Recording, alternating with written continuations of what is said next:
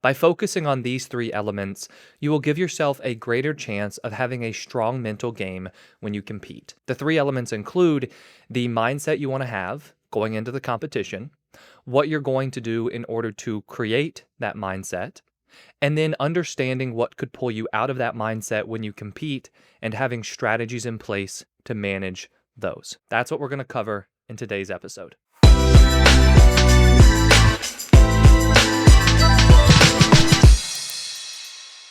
Hey there, I'm Eli Straw, a mental performance coach who works with athletes from around the world on building a stronger mental game.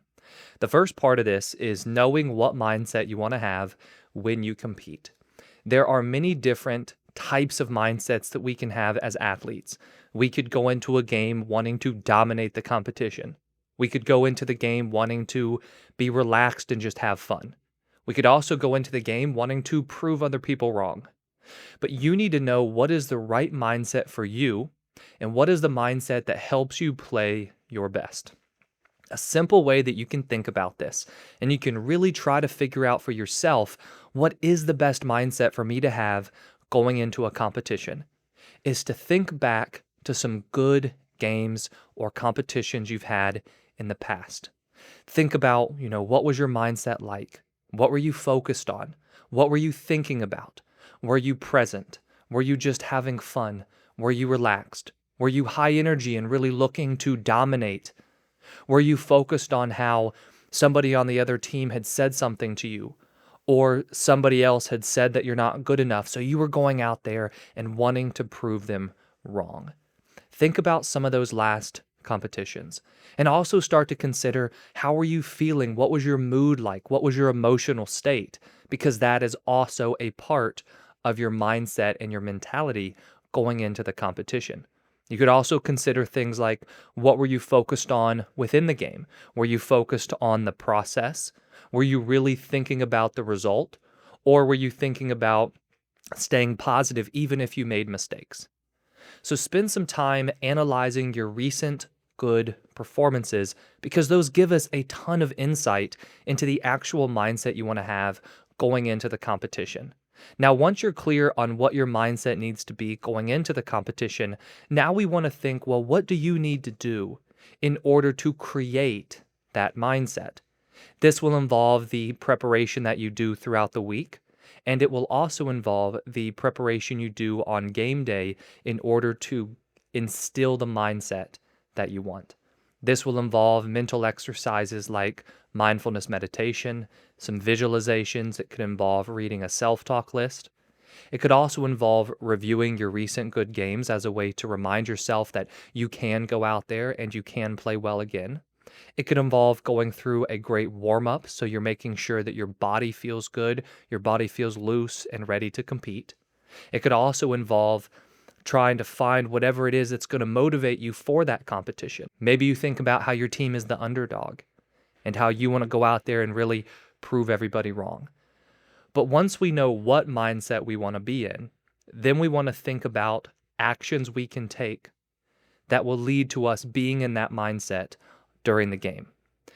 If we know the actions that we need to take in order to instill that mindset, there is a greater chance that we will be in that mindset during the game. And that's what we're after.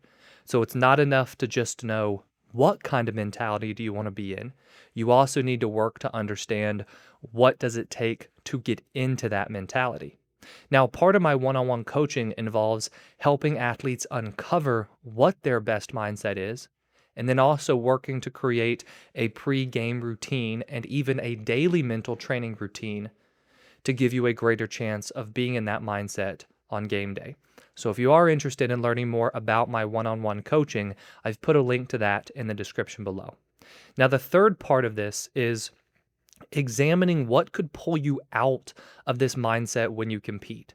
So let's say that you are working to get relaxed and present, and you go through a great pre-competition routine, you do some breathing, you focus on some visualization, so you develop that nice, calm confidence, but then you go into the competition and you make a mistake.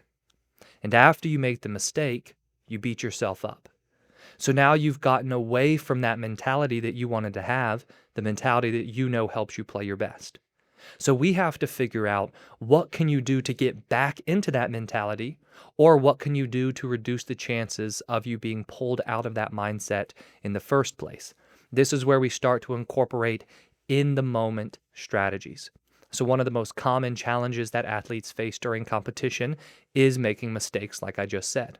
So we would want to think ahead of time about, what can you do if you make a mistake, or when you make a mistake, to get yourself reset, refocused, and back into the mindset that you want to be in. Or maybe it is a distraction, such as coach saying something, or maybe the other team says something to you, and that pulls you out of your mindset. Again, we want to anticipate those challenges, put a strategy in place, so then you're able to refocus yourself going into the competition. These three areas, if we focus on them, will greatly increase the chances of us being in a good mindset and staying in that good mindset throughout the competition, which will ultimately lead to us performing better on a more consistent basis. Now, having described all that, I want to give you an example. So what would this look like for an individual athlete?